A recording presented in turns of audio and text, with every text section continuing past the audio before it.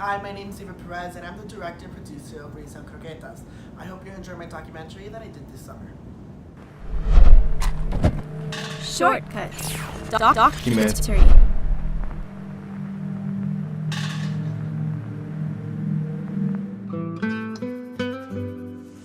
I've been surrounded by food my whole life. Growing up, for me, food was probably the most important thing. My grandmother used to cook for me all the time. My grandfather loved to cook as well. Grandparents have like a magic touch when they're making things. And you're never gonna make it the same as them.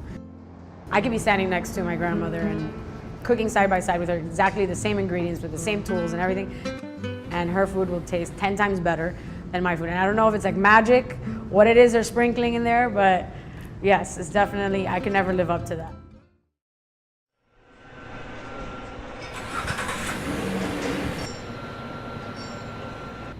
I think people are constantly buying croquetas because it's the Cuban power bar.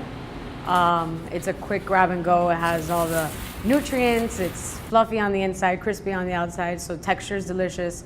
And I think it's the perfect grab and go for any Cuban that is just in need of a pick-me-up cafecito and a quick bite.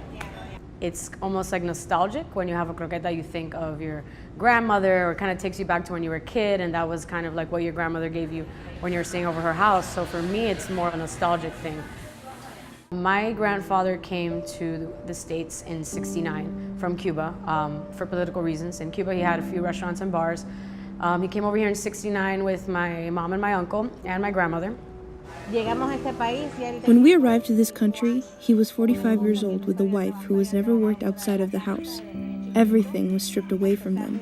They were forced to start from scratch, so my family began to open little restaurants here and there, but unfortunately, the pay didn't satisfy the rent. Seeing my parents struggle had such a huge impact on my life that once I graduated with a major in accounting and my husband in architecture, I told him I wanted a restaurant. Time caught up with us, and I got pregnant with my first kid, so we sold the location it was in. But 2 years later, the restaurant business began calling my name, which led us to open the first hit, Islas Canarias.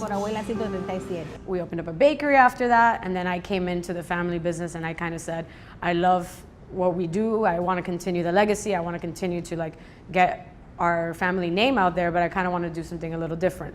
So we did this Latin Asian gastropub over here, Finca. You know, the Cuban restaurant background has already been established here in Miami, but she brought some Peruvian flavors.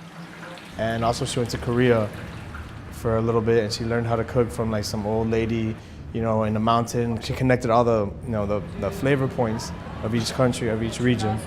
This area doesn't have anything cool or anything kind of pushing the envelope. And I think that's what we did here, where we said we're gonna fuse vaca frita with kimchi and you're gonna like it. So I think we brought something different to this area where people are kind of stepping out of their comfort zone of having traditional Latin fare.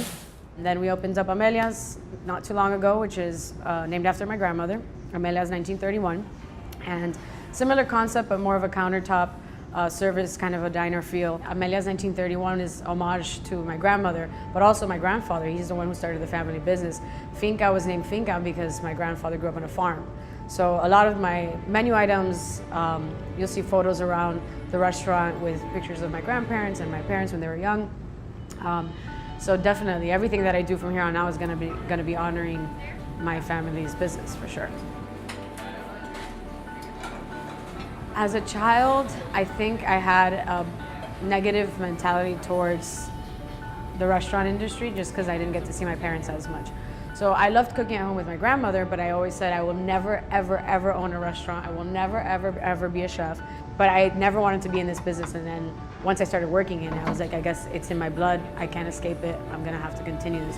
So I love cooking because it makes people happy. For me, the most amazing feeling is being in the kitchen and watching a plate come back completely empty as if they licked it, going into the dish pit.